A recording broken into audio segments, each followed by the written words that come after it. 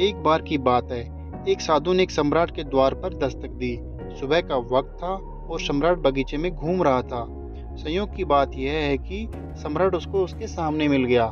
साधु ने अपना पात्र उसके सामने कर दिया और सम्राट ने ये कहा कि आप इस पात्र में क्या चाहते हो।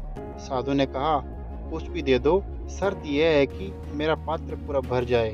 मैं थक गया हूँ, यह पात्र भरता ही नहीं है। सम्राट हंसने लगा और कहा, तुम पागल मालूम पड़ते हो। पागल न होते तो साधु भी ना होते। यह छोटा सा पात्र मात्र कैसे नहीं भरता है। फिर सम्राट ने अपने मंत्री से कहा, लाओ, स्वर्ण सरफियों से इसको भर दो। इस साधु का मुंह सदा के लिए बंद कर दो।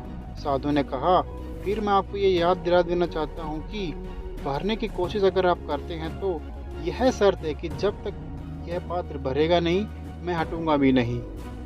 सम्राट ने कहा, तू घबरा मत पगले, हम इस पात्र को भर देंगे, सोने से भर देंगे, हीरे जवाहरात से भर देंगे। लेकिन जल्द ही सम्राट को अपनी भूल समझ में आ गई।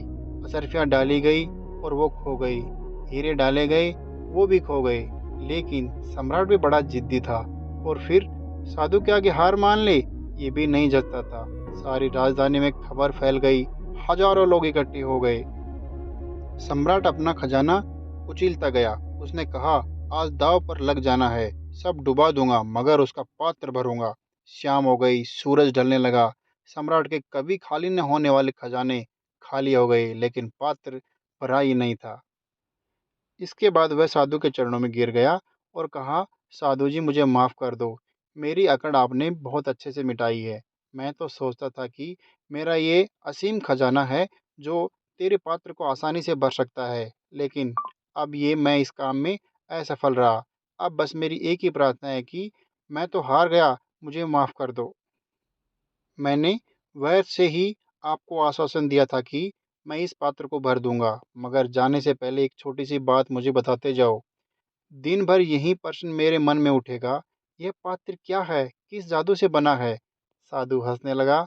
उसने कहा कि किसी जादू से नहीं, इसे आदमी के हृदय से बनाया गया है। न आदमी का हृदय भरता है और न ये पात्र भरता है।